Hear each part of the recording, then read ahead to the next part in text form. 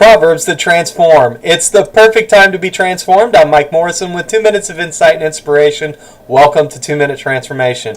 So there are 31 days in the month of July, and the book of Proverbs has 31 chapters. Ever so often in my own devotional time, when we hit one of those 7 months in the year that sport 31 days, I commit to reading a chapter of Proverbs each day for that month. I thought it would be great to bring that to 2MT and take the journey through Proverbs together. Here's my challenge to you.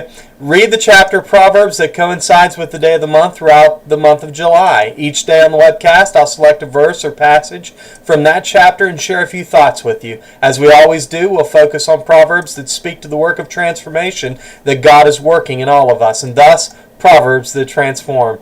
Most of the Proverbs were written by Solomon, the son of David and successor to his father's throne as king of Israel, and is said to be the wisest man who ever lived. The first chapter of Proverbs is kind of a purpose statement. Verse 7 says, "The fear of the Lord is the beginning of knowledge, but fools despise wisdom and instruction."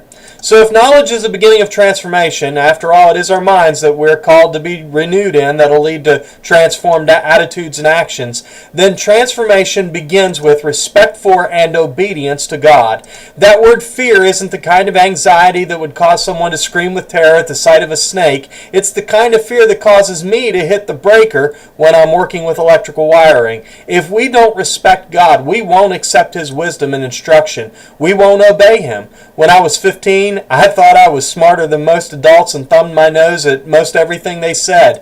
And like most punks who do thusly, I took my fair share of lumps along the way.